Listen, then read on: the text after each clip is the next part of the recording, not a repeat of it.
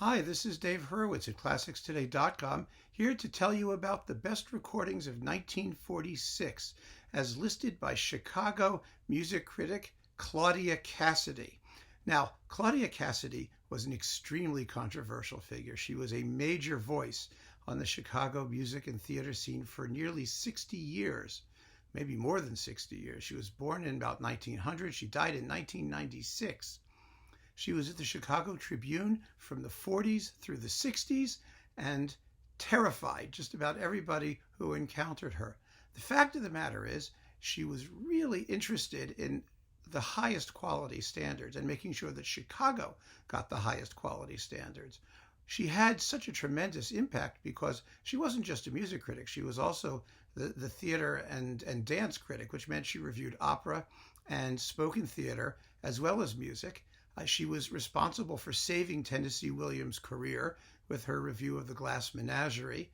And on the whole, she was probably a positive voice in the Chicago cultural world. This did not stop the people she trashed, including Raphael Kubelik and others, from having biographies written in which she's vilified. But she was a terrific critic. She really was. And one of the things that she pioneered was the record review. She had a column called On the Record in the Chicago Tribune, and she actually promoted recordings at a time when writing capsule reviews of records was something of a new thing. And she listened. She was a very, very good listener. So here was her list in 1946, and it's very, very interesting to see just how many recordings are still around, how many we still enjoy, and just how shrewd she was. So first off is the Bruno Walter Mahler Fourth. I mean, a recording that's a classic. And she was an early fan of Mahler, and that was really something in those days too.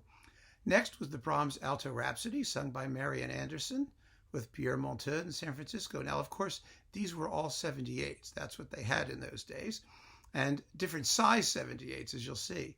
Then Aaron Copland's Appalachian Spring, played by Koussevitzky. It was a new work then. That was a brand new recording of a brand new work. Vladimir Horowitz plays Chopin. Beethoven's First Piano Concerto with Anya Dorfman and Toscanini. The Bach Sonata in F Major for harpsichord and violin, played by Wanda Landowska with Yehudi Menuhin. That's something you'd want to hear now, doesn't it? An interesting title, isn't it? The Berlioz Symphony Fantastique with Monteux in San Francisco. Prokofiev's Violin Sonata with Szigeti and Leonid Ambray. Mahler's Songs of a Wayfarer with Carol Bryce and Fritz Reiner, the Pittsburgh Symphony. The Rachmaninoff Second Piano Concerto with Artur Rubinstein, Vladimir Golshman and the St. Louis Symphony. Haydn's 97th with Thomas Beecham and the London Philharmonic. Schubert's Die Schöne Müllerin, sung by Lotte Lehmann. Prokofiev's Seventh Piano Sonata, also a new work, and I think one of its first recordings, if not the first in the West, played by Vladimir Horowitz. Liszt Mephisto Waltz and Albanus's Evocation, played by William Capell. Haydn Symphony No. 98 with Arturo Toscanini. Let's see what else we have here. Bach's Brandenburg Concertos numbers 3 and 4 with Koussevitzky and the Boston Symphony. That's an anachronistic title, if ever there was one. Iber's Escale with Arthur Rodzinski and the New York Philharmonic.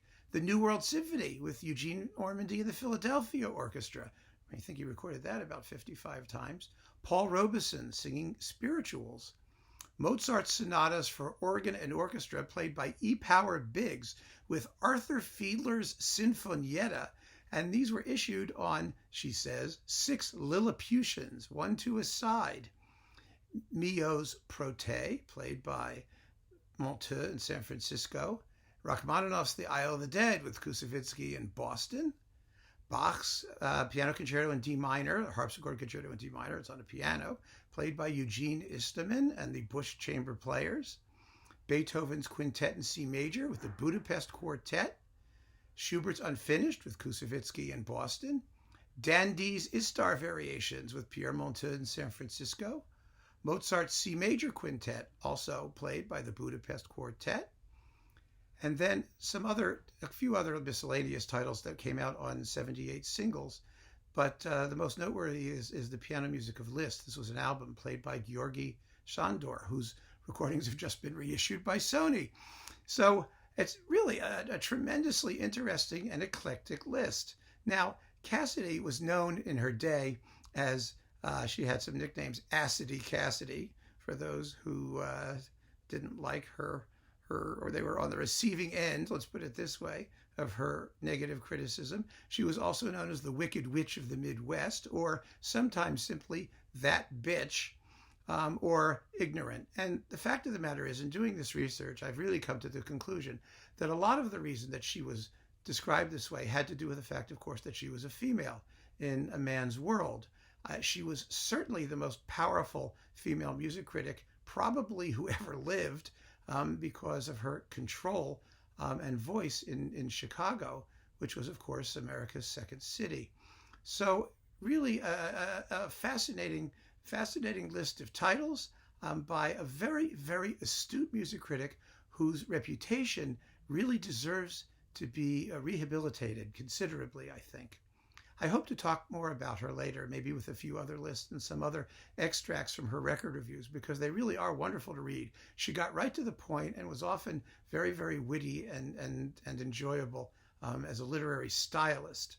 So thank you very much for listening to this little chat. I hope this gives you a little insight into what was going on in Middle America in 1946 and what the record industry was doing. Keep on listening, folks, and take care. Thank you.